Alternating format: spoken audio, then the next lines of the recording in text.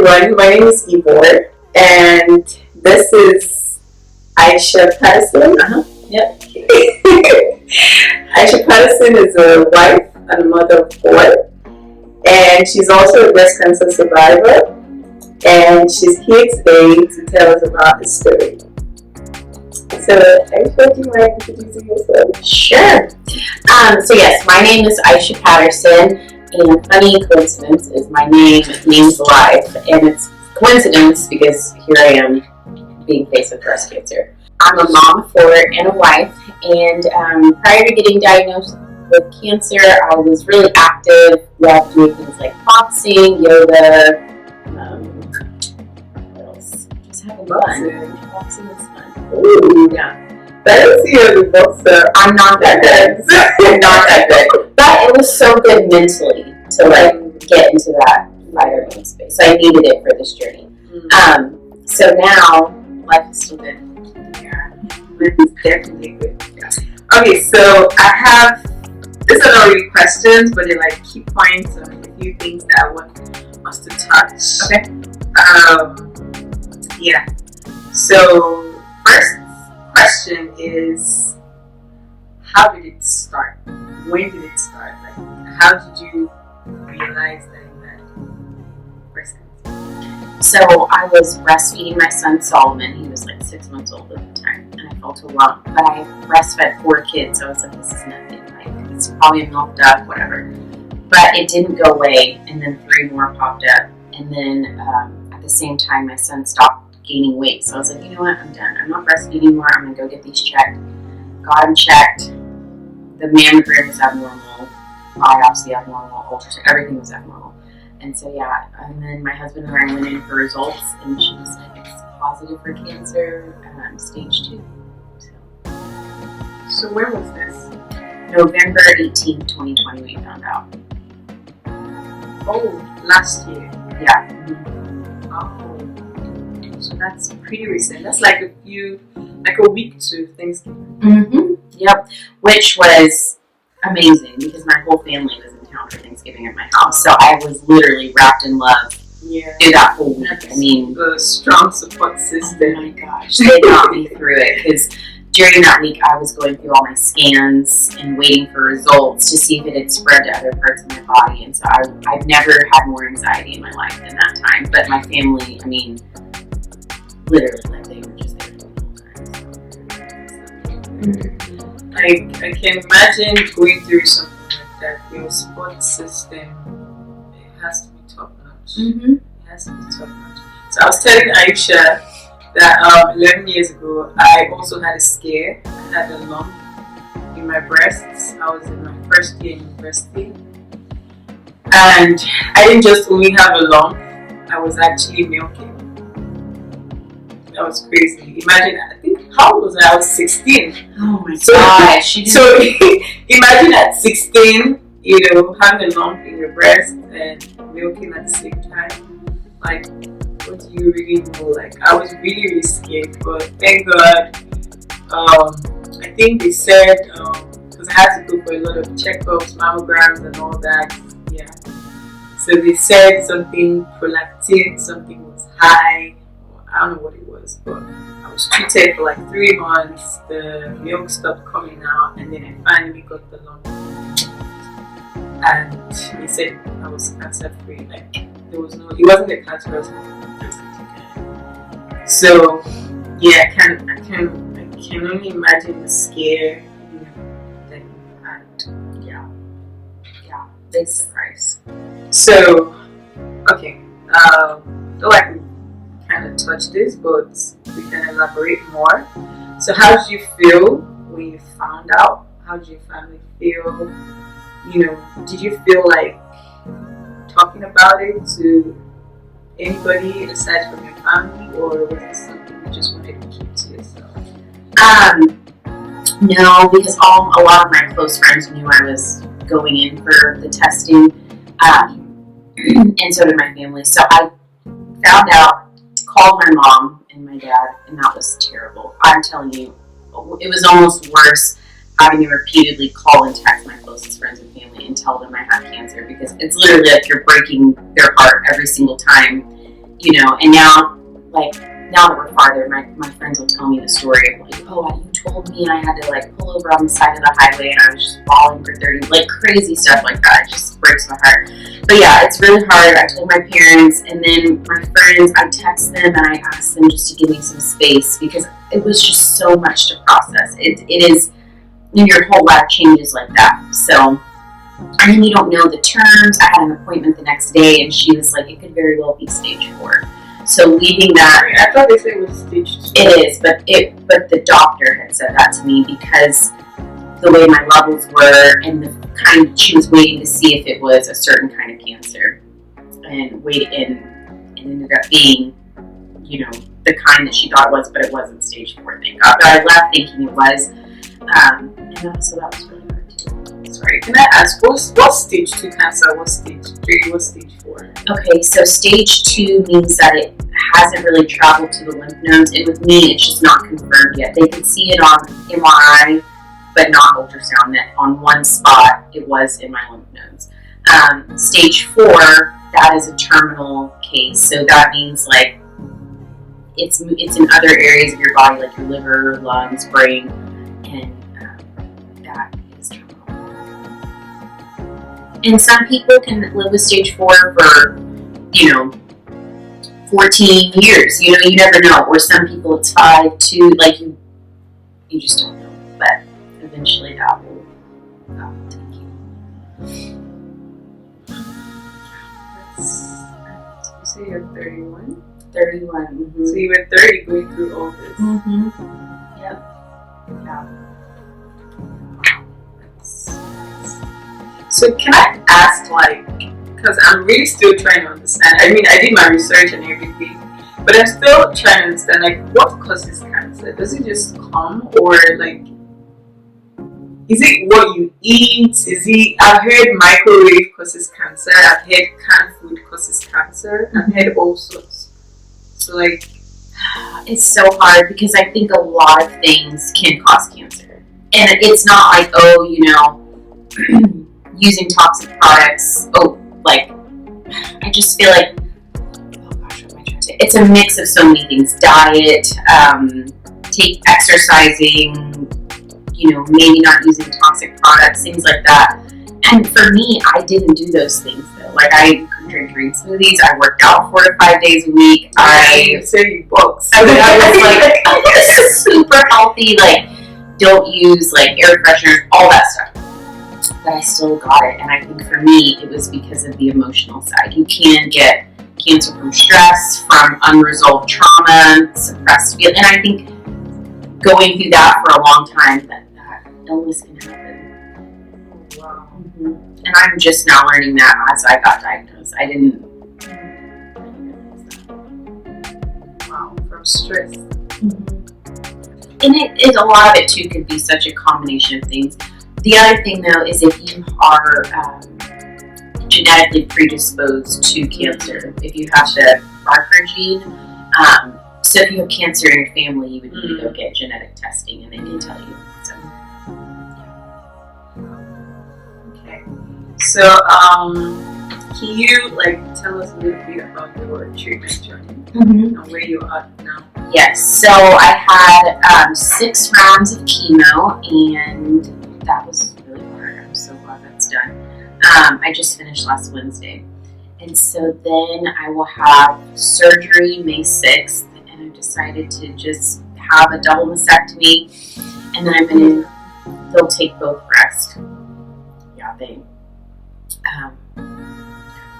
not cut them off. That's not the right word. I guess they scoop out the breast tissue and leave the skin somehow, I guess. So they'll do that, and then I'm going to be flat for probably 8 to 9 months before I get the surgery I want, which is a deep flap. So they'll take the skin from my stomach, the skin tissue, and make a breast with my back. But it's a long recovery, so I'm going to kind of do it at a time that it'll be a little bit better. So then after that, 4 to 6 weeks after surgery, then I'll start radiation. I have radiation 5 days a week for 6 weeks. And then I have 1 year of immunotherapy drugs. So those are like chemo drugs, but not as harsh as the ones I was taking. So it's a lot. So why do you have to take out your breast? I mean, you're done with chemo and cancer is out. Yeah, there can still be cancer cells in there, and because of the extent of the tumors I had, there were 5 tumors, and they were growing really rapidly.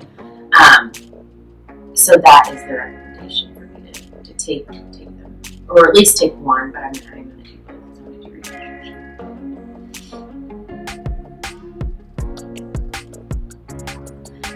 And even that surgery part is hard because I'm like, you have your breast your whole life. Like, this is all I know. And I've breastfed 4 kids with these breasts. And I used to always want a boob job because they're saggy because I've had 4 kids. And now I'm just like, I don't want anything but my own breasts. You know, it sucks. It really does. And I'm trying to come to peace with the fact that I'm going to come here and they're going to be gone. And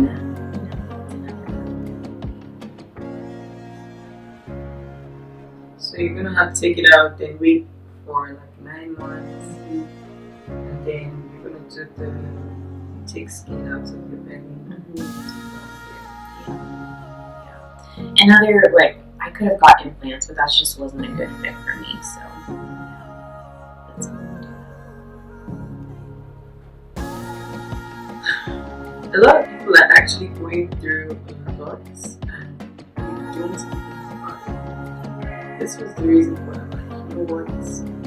I want to know more. Like, I want to embark on this journey. It's scary. I'm not gonna lie. It's actually scary.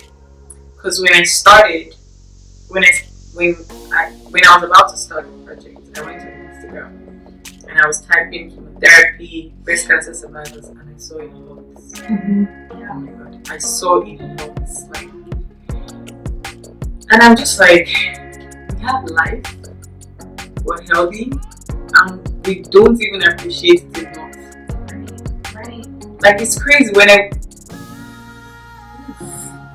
It's so true though, because I didn't appreciate life how I do now. Now I'm like, every day is such a gift, like literally such a freaking gift, and I try to find gratitude in the small things because there's more of that, you know. But I will say, getting cancer was the worst thing that's happened to me, but it's also the best thing that's happened to me. It's changed my life completely in the best way. Like, the Aisha now, like, if you would have met me before cancer, I completely different person. It's so weird, but it's good. And I'm gonna get through this, and I'm gonna be healed, and then, you know, I'll just keep going with myself. I really hope and pray that your surgery goes well. Thank you. I've seen, I've read on these things, you know, but I've never actually come in contact with someone like, oh my god, this is what. You know what's funny? When I did my operation, when they took out the lung, because I was awake, they did the whole anesthesia thing, so I couldn't feel it. And I was like, so I felt when they were taking out the lung, I could feel something coming out, and I felt when they were sewing me back. And then I'm like, I told the doctors, I'm like, wait, don't put it back. Can you put some silicone on my head? That's hilarious. That's so funny. So I've also always been like, you know, when I'm done having kids, I'll probably, you know, get some extra boobs. Really tiny boobs. So I can't even imagine, like, whew. And I wanted breast implants for years, literally for years, and then I had the chance, and I'm like, absolutely. But if you had gotten the breast implants, do you think you would have, like, been able to feel the lung? No, because they take everything out, all the breast tissue. So you just have the skin. So it would have, I mean, like, and then they put the implants in there, but I wouldn't feel it. Oh, wait, so is it possible that if you had done the breast implants, you probably wouldn't have had a lung? No, I think you can still get breast cancer. I was gonna be like, but you know what? I've heard of a lot of people saying, like, that they take their breast plants out because of breast plant illness. That's a real thing. And I'm hearing that so commonly that I was like, I don't want any more health issues. But I also want to say, like, if you are watching this and you are a survivor or somebody in this situation, like, you would need to do what's best for you. Like, don't hang on a word I say, because I had to come to these terms for myself. I had to pray. I had to talk to my family. Like, you know, so everyone's path is different, and you have to decide what's going to be best for you. Okay, so one more question before the last question. So since you found out that you had cancer, what has changed for you? Yeah, could be anything, lifestyle. Yeah, everything changed. And again, this is just how I felt led to battle cancer, and I was like going completely plant-based. But I was already close to that lifestyle. I was vegan, vegetarian like 10 years ago, and then I just reintroduced it back because that made sense to me. Like, if I want to be alive, in my opinion, it was like, why would I put dead things in my body, like meat and stuff like that? And I feel at peace with that decision. So plant-based, I stopped drinking wine or alcohol in general, or coffee, or filtered water, like you name it, completely changed. And that's hard because I crave those things. I just don't have a glass of wine. Not as much.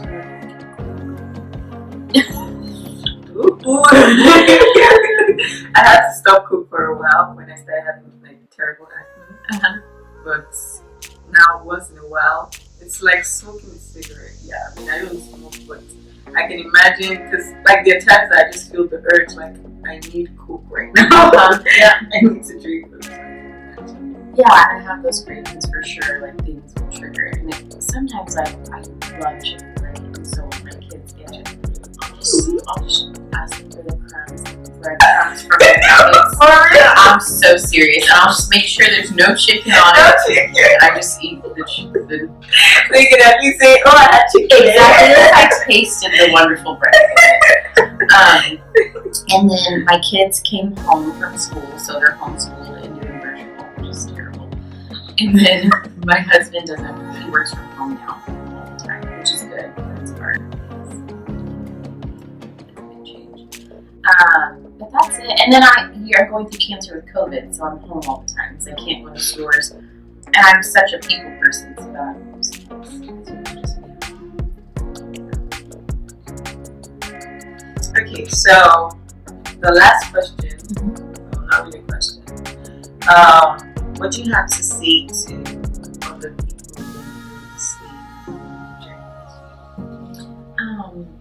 I would tell them to stay strong and stay positive, and that you can have power over cancer. You really have to look within yourself to see what is going to be the best plan for your life. I mean, one foot from the other, but you're going to make it. It's going to be okay. It's going to be okay. It's gonna be alright. Yay! Okay, so we're gonna do Aisha's makeup now, and yeah, we're gonna do her makeup, and we're gonna show you guys like after. But before we end the interview, I have first of all, I want to get you a autograph. So, ooh, okay. Oh my gosh, this is so cute. So, this is my shirt. The name of the project is Evore by Evore. And this is my shirt. Oh, I love it. And it's you. So, everybody that I get to interview, everybody that grants me to interview, I want to get everybody's autograph. Okay. So, if you would please,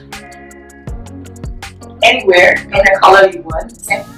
And then I have a little token, just the same way I want to remember you with this. I want you to also remember me. So I have a little token. Oh my gosh, you're so sweet. Do you want me to switch one first? Whichever one.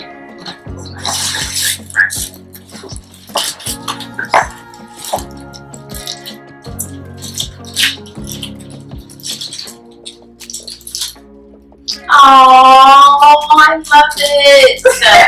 There you go. Yeah, it's a survivor. Oh, there we go.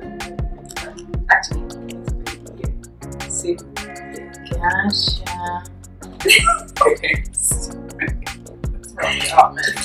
Oh my gosh, that is so cute. Oh, So I noticed that you love stars, and I'm very much African. And I saw that you just have plain colored scarves on your Instagram, so I'm like, you know what? Yep. I'm going to throw in the whole African culture. Look at this. Yeah. The color is beautiful. Okay, so I might need you to show me how to wrap it then. Yeah. Definitely. Yes. Definitely. Thank you. Oh my gosh, I love notebooks. Thank you. Grateful, thankful, and blessed. Yep, and all three of those. Oh, thank you so much. I want to read the card.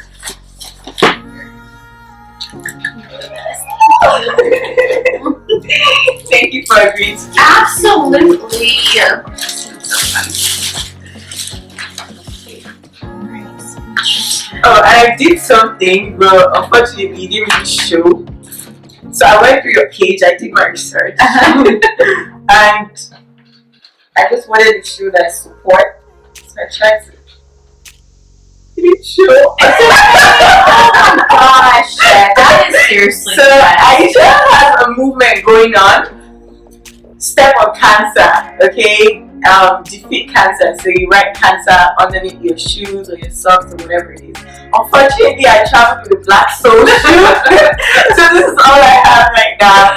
I tried to write on it with a different marker.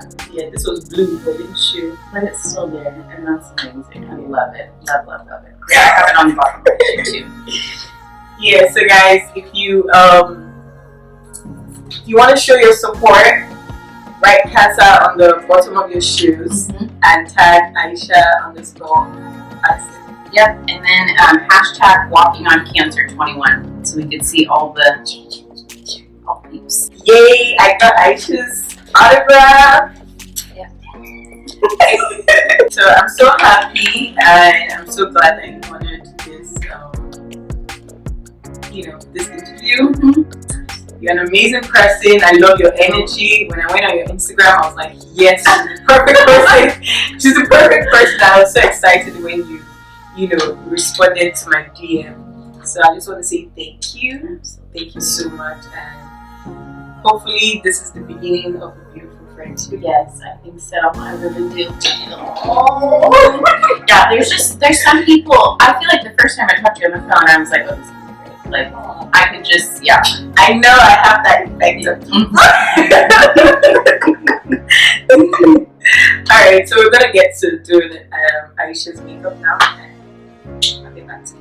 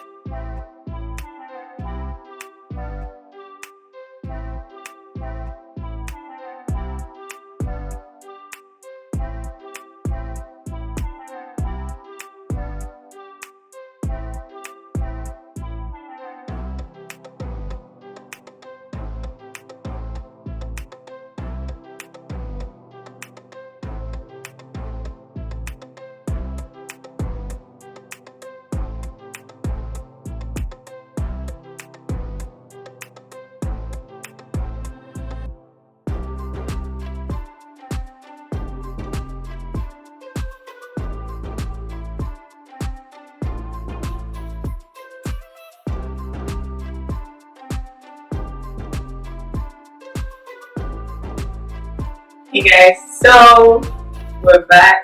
We're done with her makeup. Yeah. So do you like your? How do you feel with your makeup? Love it so much. I feel like myself. I feel confident. Oh! I really enjoyed doing this interview/shoot with you. It was amazing. Thank you so much once again for honoring my invitation. And remember, I'm Oscar.